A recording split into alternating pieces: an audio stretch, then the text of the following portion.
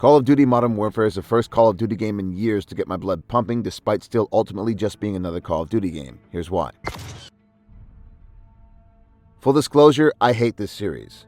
I don't like multiplayer-focused video games because I don't like multiplayer games in general anymore. Doing the same thing over and over in rapid succession with no meaningful variation isn't my bread and butter. And I don't like campaigns that feel like I'm railroaded from A to B, where everything is contextualized in button prompts, QuickTime events, and cutscenes parading around as gameplay.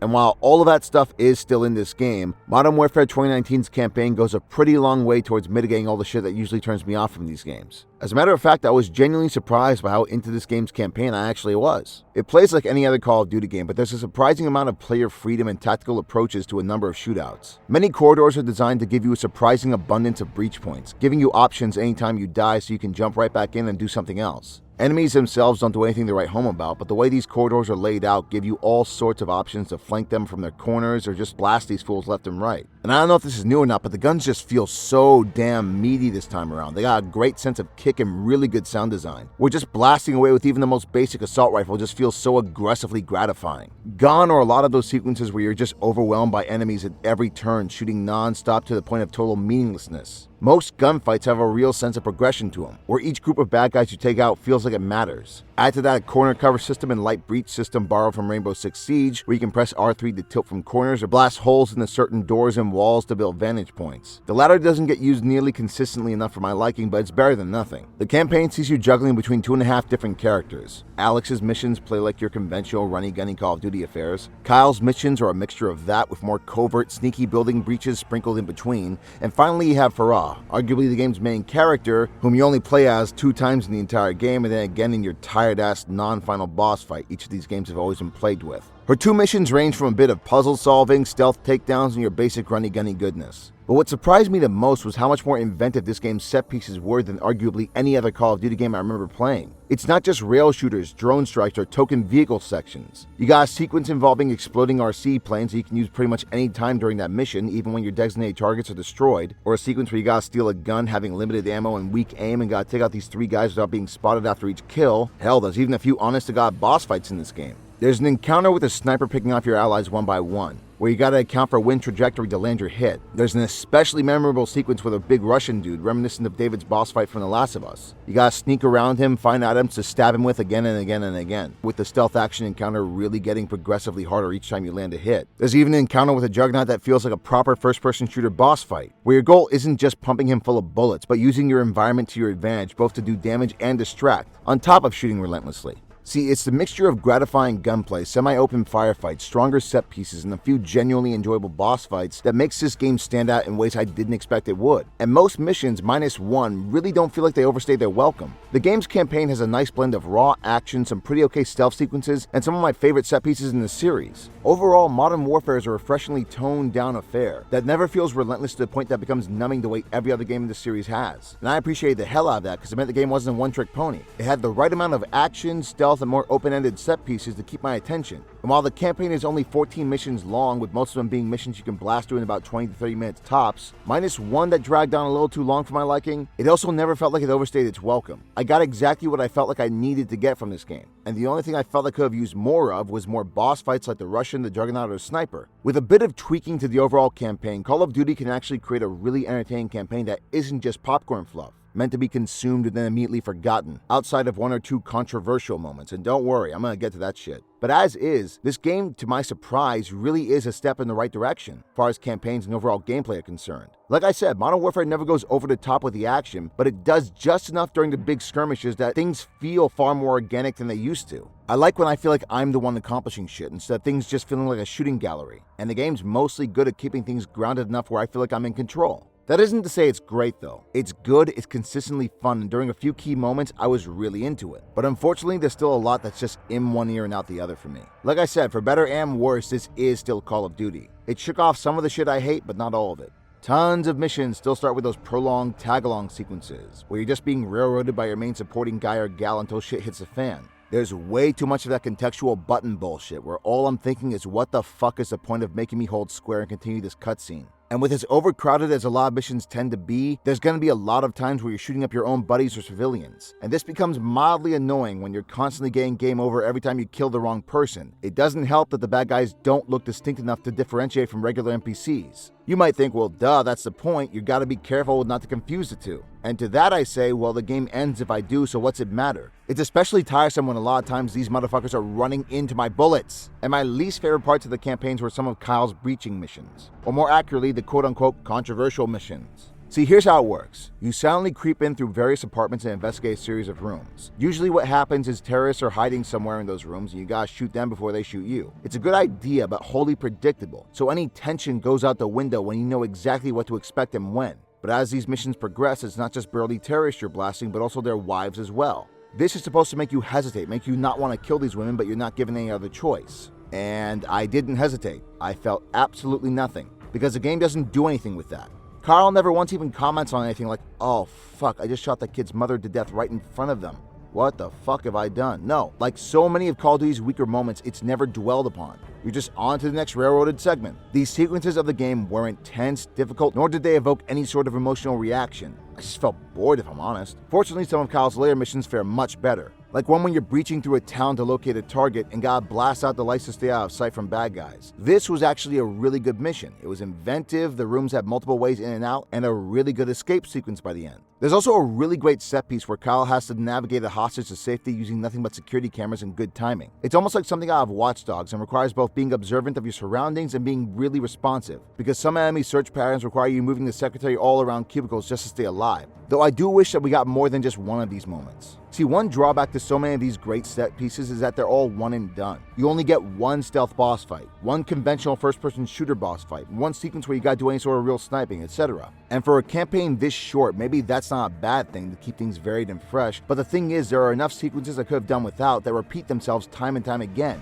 And I wouldn't mind seeing those get traded in for more open-ended set pieces like sabotaging those helicopters, or more unique boss fights to come along in their stead. Because that's the kind of shit that if there's more of, I could see myself jumping back to for replays. You can jump right back into any of the campaign's 14 missions at your leisure after the fact, but to be frank, while everything was solid and really engaging, the moments I would want to come back to tend to be missions oversaturated with shit I have no interest in replaying.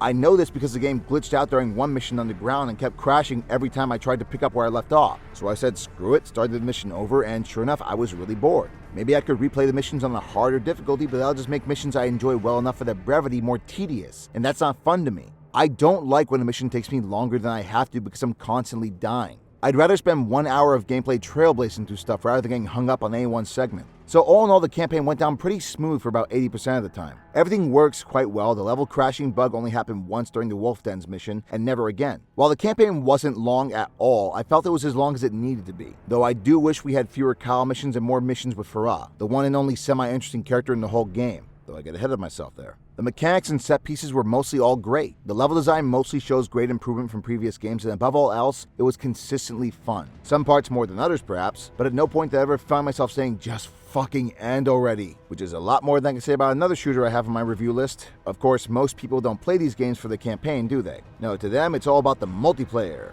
And as someone who hates Call of Duty with a passion, I was actually very pleasantly surprised on this front. Not enough that I'll be playing this game a month from now, that's sure as hell ain't gonna happen, but you know what? I might actually get my money's worth here, because the multiplayer in this game is actually pretty rock solid.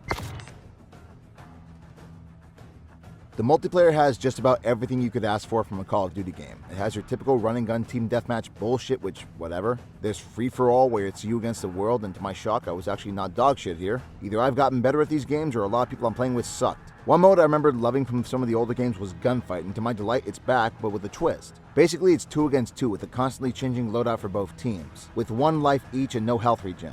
First to win 6 times emerges victorious, and each of the levels where the shootouts take place are all incredibly small, meaning it's incredibly fast-paced, while still managing to be incredibly tense. It's one of those modes I really like despite being complete shit at them, because it's both more intimate and I prefer missions where you only have 1 life to work with. And this game type's added benefit is that each match is so brief you're not waiting around long for the next round to start, which moves right into the cyber attack mode, which is a series of smaller scale matches where you gotta eliminate the other team, and like Ghost Recon Breakpoint's multiplayer, it's a 1 life system each as well. You can revive teammates, but it's risky. There's an actual objective attached as well, but let's be honest, very seldom are people actually gonna engage in that. It's there if you can grab the bomb without getting ambushed, but otherwise you're better off just just playing carefully and blasting bad guys. There's also a realism mode that's basically team deathmatch but with no HUD or shit cluttering your screen. I played it and was engaged enough, but unless I'm missing something, it's not that different from team deathmatch. But the real star for me, however, is Ground War. These are large-scale battles with actual objectives, namely capturing control points. And I always love these modes in multiplayer because it's about more than just running and gunning non-stop.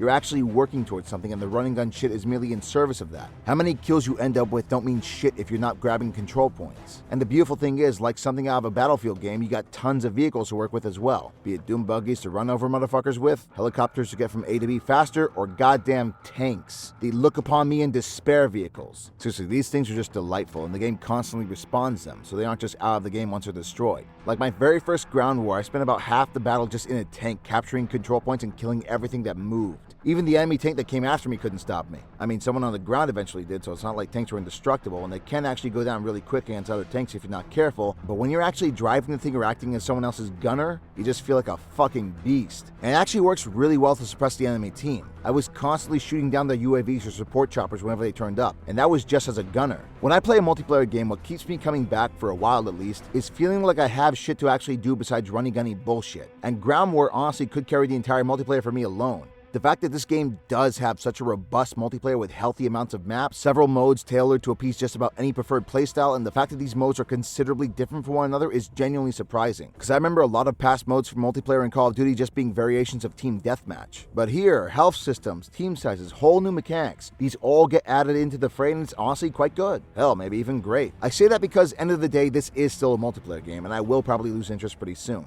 Long before the publishers decide they want to add egregious microtransactions or whatever the fuck everyone's bitching about. The moment-to-moment gameplay is consistently gratifying, and for now at least, the level system is pretty reasonable and rewarding, so that's all good stuff. Sadly, can't say the same about the co-op though, can I? See, the co-op immediately available is essentially just horde mode. You survive wave after wave of incoming soldiers, much like zombie mode, and these are all in maps you've already played in the single player. It's not bad, but it's also really repetitive and just kinda dull, representing what I don't like about Call of Duty. The mere act of just gunning people down non-stop only has so much staying power. Compare that to Ground War, where I have actual objectives and can be a vengeful Iron God. And this is just kind of pedestrian, to be honest. There's also a Spec Ops mode, but that's only for PS4 users. And it's an additional 15 gigabytes to pile onto the already massive 100 plus gigabytes this game already eats up. Seriously, the standard hard space on any PS4 is under 500 gigabytes. Currently, over a fifth of that space is now being dedicated towards this one game alone. The graphics of this game might be gorgeous, but is that honestly worth eating up so much fucking space? So you know what? Fuck Spec Ops mode. Watch someone else's channel if you want to hear about that shit.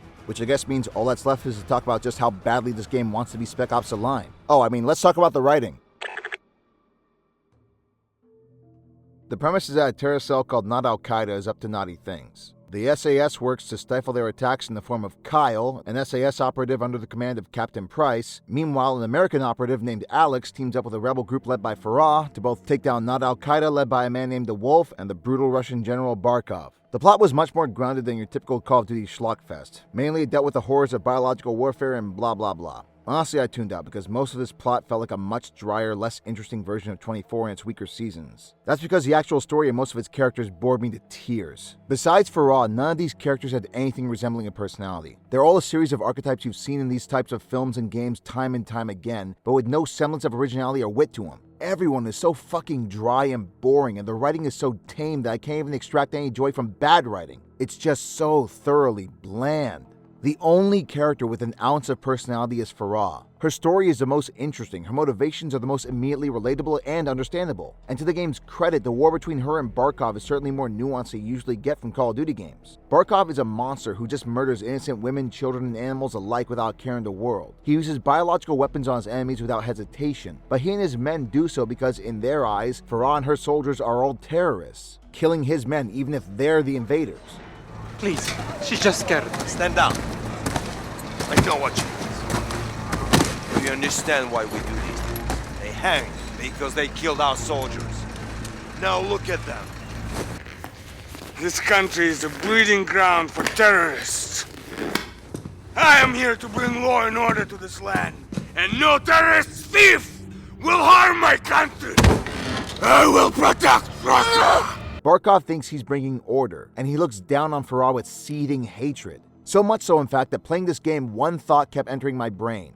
Mainly, why the hell aren't we playing as Farah throughout this game? Out of any character in this game, she's the only one who has any real personal investment. For Alex, Kyle, or Price, this is either just a job, a favor, or a cause they believe in. But this isn't their land being ravaged. It wasn't their families that were destroyed. This is clearly Farah's story, so why aren't we playing as Farah? Because none of their stories or arcs are remotely interesting. It's all a bunch of been there, done that bullshit. You can have the characters, but for guys with no arcs worth a damn and no stories of value to tell, they get a lot more screen and game time than Farah. So not even her revenge story against Barkov gets a whole lot of development to make the payoff feel satisfying. Not that it really matters, seeing as how Barkov goes down in a hilariously fast and anticlimactic fashion.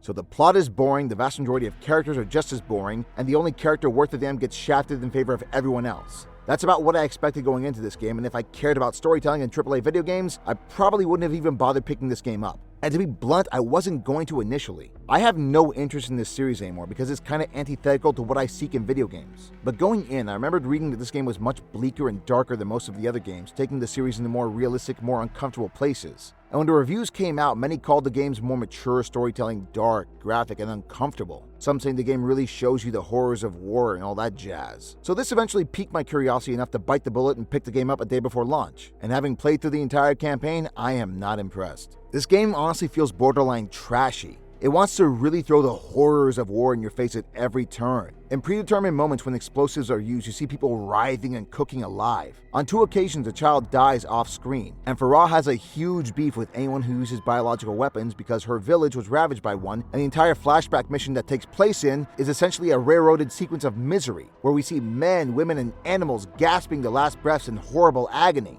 I already mentioned the breach sequences and how the game forces you to shoot seemingly defenseless women, but at one with a kid. And of course, there's a controversial moment, where in order to break Captain Boomerang from Arrow, you have to do something very morally questionable and uncomfortable, since that's the lengths it takes to break a man as evil as Captain Boomerang.